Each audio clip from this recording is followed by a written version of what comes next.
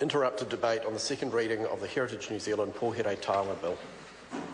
The last time the House was considering this second reading, the Honourable Pouhere had the call.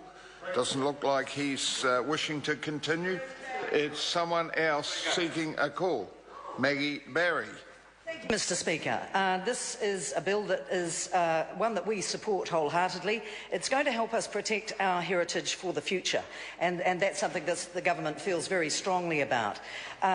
You know, Crown entities really do need to have something that's very strong about them. The Historic Places Trust has served us well for a number of years, but now it really does need to be updated. And I think when you look at what's happening around in Auckland and in the area where I am on the North Shore, Auckland has the volcanic cones that are going to be regarded as a cluster, and that is an excellent thing, because I think when I'm starting in on a kind of a really near the back of this bill, as it were, because it seems to me that there have been a number of concessions that have been discussed in some detail throughout the process, and one of the things that was that did exercise the committee is around the idea of how many buildings should be really elevated to those of national treasures, if you like.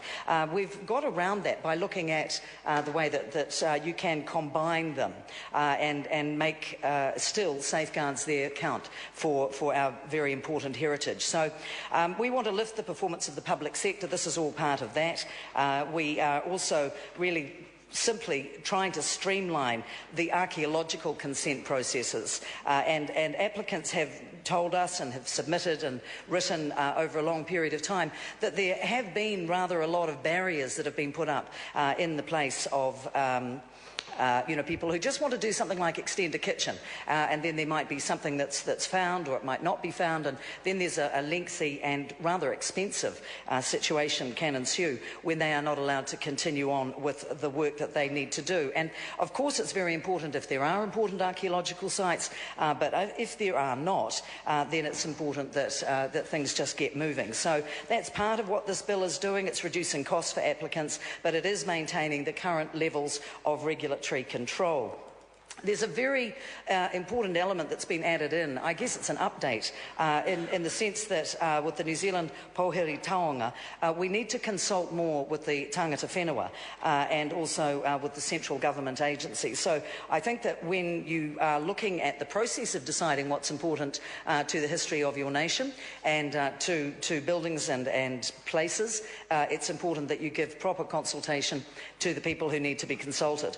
Non-invasive activities, for example, like walking across a site, aren't going to be considered exploratory investigation in the way that they once were. Again, this is a simplification of the way that we're approaching these sort of things. I think it's very important that people are going to be able to access sites with assistance that's deemed necessary. I mean, vehicles, machinery, things of that kind and equipment need to be able to get onto the site without causing too much of a problem, and this bill will enable that.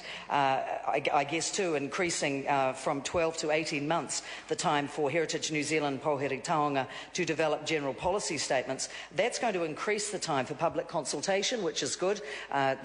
I think that certainly in my electorate in the North Shore, Devonport, the Republic as they sometimes like to be known, are extremely engaged with the process of discussing their heritage and being a big part of the consultation process in their community. I'm sorry to interrupt the member. The time has come for the House to rise, so this debate is interrupted and the bill was set down for resumption next sitting day. And the House will stand adjourned until 2 p.m. on Tuesday the 24th of September in the year 2013. May you all have a happy and safe weekend.